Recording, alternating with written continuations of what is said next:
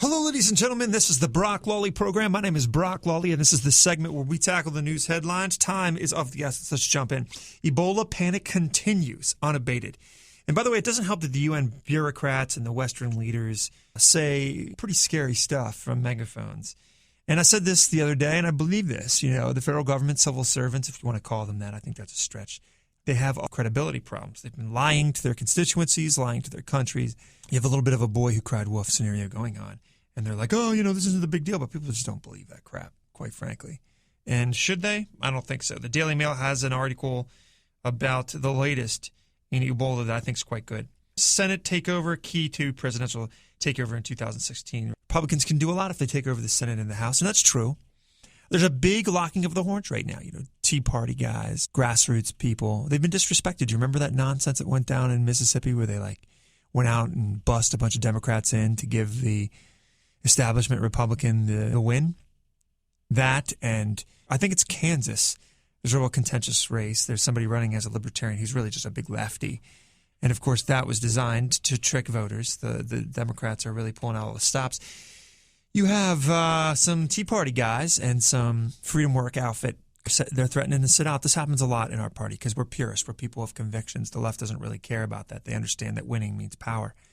I understand that, but to some extent, we're also not emotive people. So we don't do things just because of emotive, feeling-based nonsense.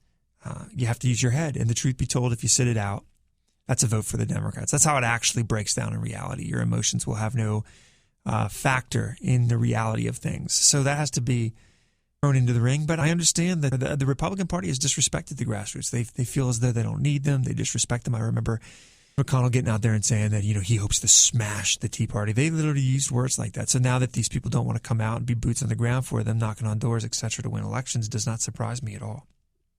Dersowitz has a piece out, America's Double Standard on Civilian Casualties. This is fascinating. This is in the Wall Street Journal. The administration made a huge deal about accusing Israel of not doing enough to prevent civilian casualties.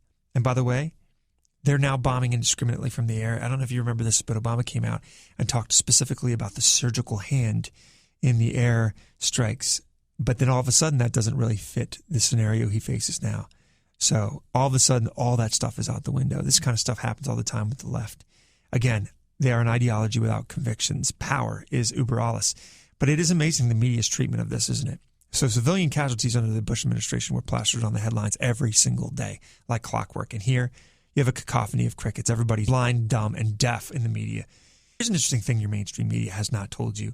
The president is the greatest cause of income inequality in American history. Did you know that? Here's the data laid out for you perfectly in the Wall Street Journal. The rich have done unbelievably well over the last 6 years of the Obama reign. The middle class and the lower classes, and specifically the poor, have been, wait for it, screwed. Wall Street Journal lays all the stats out. So again, I tell you, the left likes to talk about the poor, but when it comes to policies, they don't treat the poor very well. I've been telling you that forever. I am a conservative because of the poor. Let me say that to you again. I am a conservative because I care about the poor. I know the media makes that an oxymoron in your head. They lie to you. And if you don't believe me, the hard statistical proof is laid out at the Wall Street Journal.